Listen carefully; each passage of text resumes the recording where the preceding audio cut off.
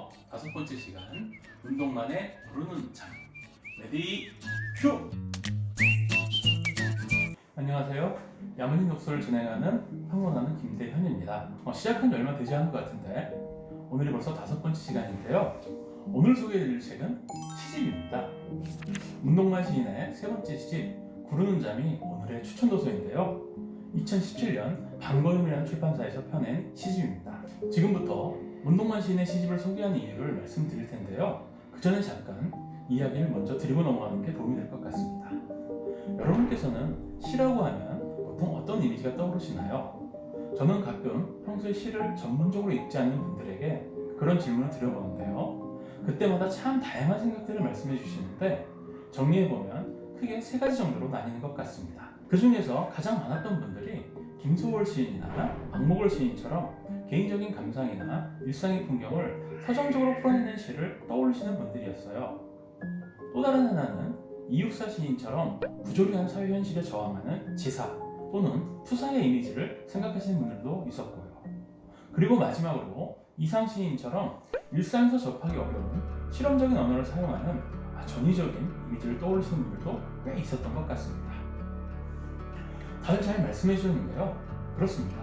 세부적으로 들어가면 반드시 일치하는 것은 아니지만 대체적으로 오늘날에도 많은 시인들이 조금 전에 말씀드렸던 범주에서 시를 쓰시는데요. 그런데 당연한 말씀이지만 사실 그렇게 시를 쓴다고 해서 모두 좋은 시가 나오는 것은 아닙니다. 서정성을 추구하기 위해 개인의 일상을 시시콜콜하게 내려놓기 시작하면 구체화되기 십상이고요. 세상의 부조리를 있는 그대로 외치기 시작하면 자칫하면 시인 원장의 고와 별다른 차이를 느끼지 못하게 되는 경우가 많거든요. 또한 자기만의 실험에 몰두하다 정말로 아무도 알지 못하는 요령부득한 결과를 만들어내는 경우가 다반사이기 때문입니다. 하지만 오늘 소개해드릴 문동만 시인의 부르는 잠은 분명히 다릅니다. 저와 가장 친한 지인의 말을 빌려서 말씀드리자면 문동만 시인의 시는 담백하면서도 깊이 맑으면서도 무거운 시가 나온다고 하더라고요. 다시 말해 문동만 시인의 시는 관념으로만 삶의 어려움을 이야기하는 게 아니라 삶의 무게를 온몸으로 짊어지면서도 무겁다고 칭얼대지 않고 삶에서 겪는 깊은 슬픔을 값어치 없는 언어로 함부로 소비하지 않습니다. 그저 묵묵히 시인이자 노동자의 눈으로 인간과 세상의 본질을 탐구하고 있을 따름입니다. 그러면서도 상투적인 표현에 기대지 않는 것은 물론이고요. 문동만 시인은 1969년 충청남도 보령에서 태어났고 1994년부터 시인으로 활동하기 시작했습니다. 지금까지 나는 작은 행복도 두렵다, 그네 등의 시집을 펴냈고요. 오늘 소개해드리는 부르는 잠은 3번째 시집입니다. 이외에 소금 속의 늪이며라는 작품으로 제1회 박영근 작품상을 수상하며 평단의 주목을 받기도 하는 등 우리 시문학상의 중견 시인이라고 할 수 있습니다. 이번 시집은 전 시집 그네로부터 무려 9년이라는 시간이 지난 후에 나온 시집입니다. 최근 젊은 시인들의 시집이 보통 2-3년 주기로 발행되는 것을 고려한다면 정말 한 편 한 편이 오랜 시간의 정년을 거친 시들이라고 생각하시면 될 것 같습니다. 그만큼 시집에 실린 시들은 거의 모든 시편이 편차 없이 고르게 좋다는 이야기라는 말이죠. 시간 관계상 많은 시를 소개해드리는 것은 어려울 것 같아서 먼저 곁에 누워본다라는 제목을 가진 시를 일단 소개해드리겠습니다.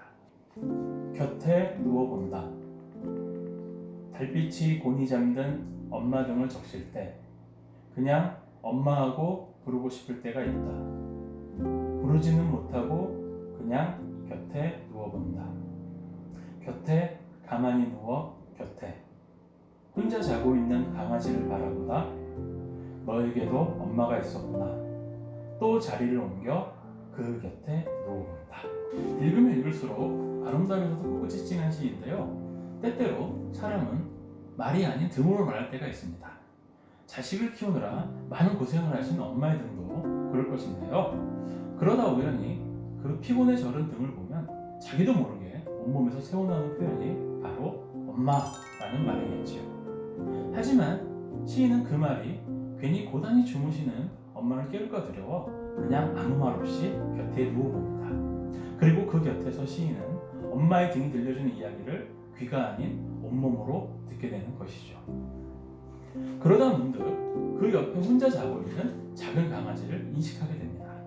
그리고 깨닫게 되지요. 저 작고 연약한 생명도 분명히 엄마가 있었고 엄마의 사랑이 필요한 존재라는 것을. 그래서 시인은 자리를 옮겨 다시 그 곁에 누워봅니다.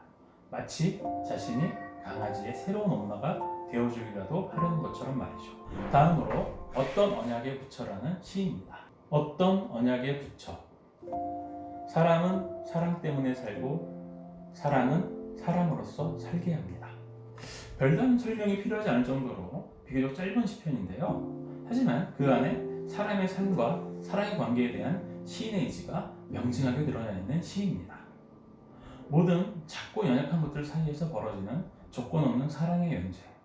이것이 어쩌면 문동만 시인이 꿈꾸는 세상은 아닐까요? 물론 지금 소개해드린 시편들이 문동만 시인의 모든 시세계를 설명할 수 있을 것이라는 말씀은 감히 드리지 못하겠습니다. 다만 인간을 보는 문동만 시인의 시선이 얼마나 따뜻한가를 말씀드린 데는 분명히 유용할 수 있다고 생각합니다. 시집에는 이 작품 외에도 정말 좋은 시편들이 여러분들을 기다리고 있는데요. 술값은 아깝지 않은데 꽃을 사는 돈은 아까운 이 시대가 삭막하게 느껴지는 분이라면 문동만 시인의 구르는 잠을 꼭 한번 읽어보셨으면 좋겠습니다. 지금까지 야무진 독서였습니다.